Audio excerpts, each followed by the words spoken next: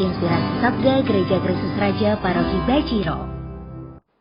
Para Bapak Ibu, Saudara-saudari yang dicintai Tuhan dan yang mencintai Tuhan, kita berjumpa kembali untuk bersama-sama menanggapi Sabda Tuhan bagi kita hari ini. Hari Sabtu, 8 Oktober tahun 2022. Sabda Tuhan dari Injil Lukas bab 11 ayat 27 sampai dengan ayat 28. Mari kita mempersiapkan hati bagi sabdanya, bagi kehadirannya. Dalam nama Bapa dan Putra dan Roh Kudus. Amin. Ya Tuhan, kami bersyukur kepadamu. Kami boleh menghadap kepadamu. Kami percaya Tuhan selalu hadir di dalam kehidupan kami. Perkenankanlah kami membuka hati kami ya Tuhan, untuk mendengarkan sabdamu. Dan selanjutnya kami mohon, semoga kami dapat hidup dari tuntunan sabdamu itu. Demi Kristus Tuhan dan pengantara kami. Amin. Sabda Tuhan untuk hari ini berjudul, Siapa yang berbahagia?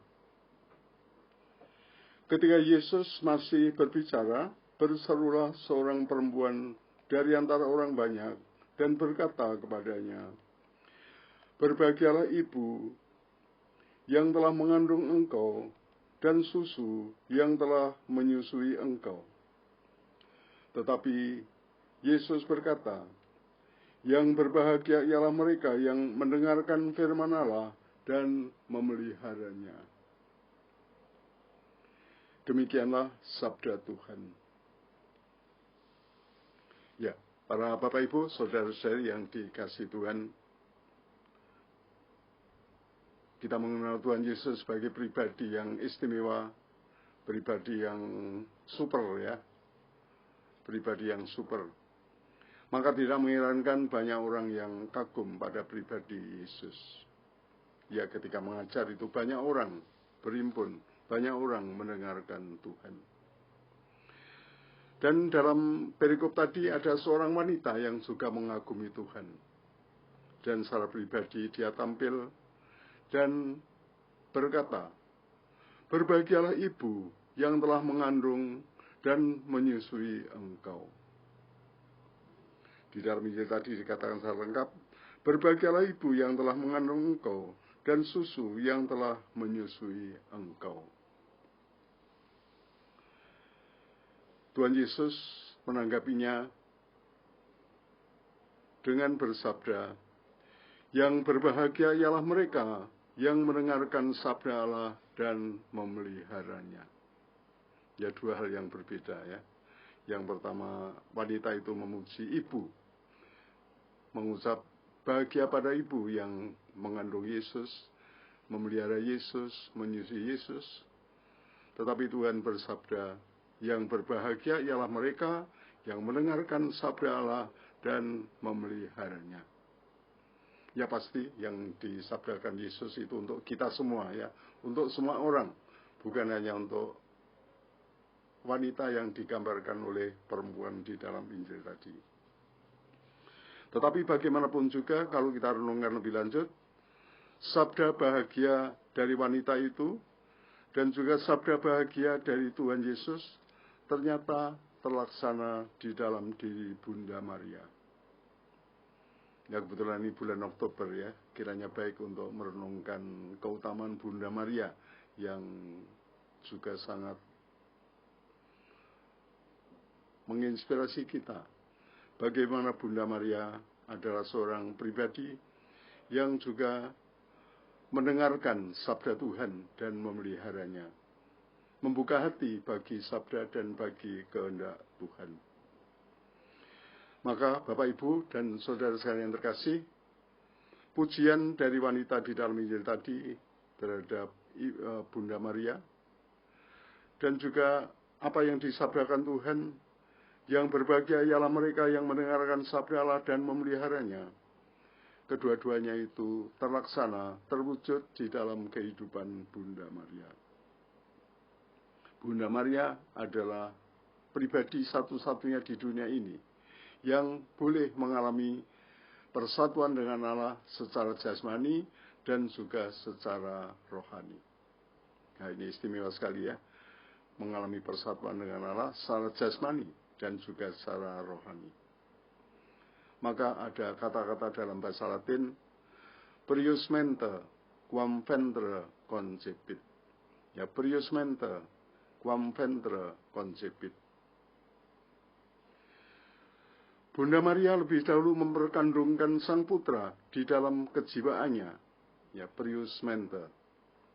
Bunda Maria memperkandungkan Sang Putra, Sang Sabda, pertama-tama dalam kejiwaannya. Baru kemudian memperkandungkan Sang Putra dalam rahimnya, ventre.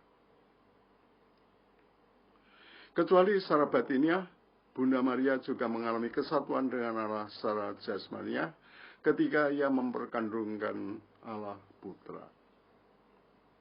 Ya, di mana Sang Sabda ada di dalam rahim Bunda Maria. Nah, begitulah Bapak, Ibu, dan Saudara yang terkasih, keunggulan Bunda Maria di tengah-tengah kita. Namun yang paling penting bagi kita tentu saja adalah bagaimana kita dapat meneladani Bunda Maria. Ya, karena kita adalah anak-anak Maria, ya sudah selayaknya kita juga meneladan semangat Bunda Maria, spiritualitas Bunda Maria yang selalu membuka diri bagi sabda Allah. Sebagaimana pernah diucapkannya, aku ini hamba Tuhan, terjadilah padaku menurut perkataanmu itu. Bunda Maria adalah pribadi yang selalu membuka hati bagi kehendak Allah, bagi sabda Allah. Dan itulah kiranya satu keutamaan yang perlu untuk kita teladani. Bapak, Ibu, dan Saudara yang terkasih, ya, semoga dengan menanggapi sabda Tuhan itu, sabda yang berbahagia ialah mereka yang mendengarkan sabda Allah dan memeliharanya, juga boleh menjadi karunia bagi kita. Menjadi karunia karena membuat kita bahagia. Menjadi karunia bagi kita karena kita boleh mengalami kehadiran Tuhan dan kedekatan dengan Tuhan di dalam kehidupan kita. Sebagai anak Maria, ya, marilah kita membuka hati bagi sabda tuntunannya. Ya, terutama kita membuka hati bagi tuntunan kasih-Nya. Kita hidup di dalam kasih Tuhan, kita hidup dan tinggal di dalam kasih Tuhan. Dan kiranya inilah hal yang membuat kita bahagia. Tinggal di dalam kasih, hidup di dalam kasih Tuhan. Ya, di sanalah, ya, kita akan menjadi berbahagia. Karena apa? Karena pertama-tama kita dicintai. Karena kita sudah mengalami dikasihi, dicintai. Dan selanjutnya kita juga semakin dimampukan untuk mencintai. Kita berbahagia karena dicintai dan karena semakin dimampukan untuk mencintai. Bapak, Ibu, dan Saudara yang terkasih, semoga demikian adanya. Dan berbahagialah kita semua karena kasih Tuhan. Kemuliaan kepada Bapa dan Putra dan Roh Kudus, seperti pada permulaan, sekarang, selalu, dan sepanjang segala abad. Amin. Ya Tuhan, kami mohon kelimpahan berkat-Mu untuk saudara-saudari kami ini, dengan berkat kesehatan, kesejahteraan bersama seluruh keluarga, dalam nama Bapa dan Putra dan Roh Kudus. Amin. Terima kasih Bapak Ibu sekalian, selamat berkarya, Tuhan memberkati.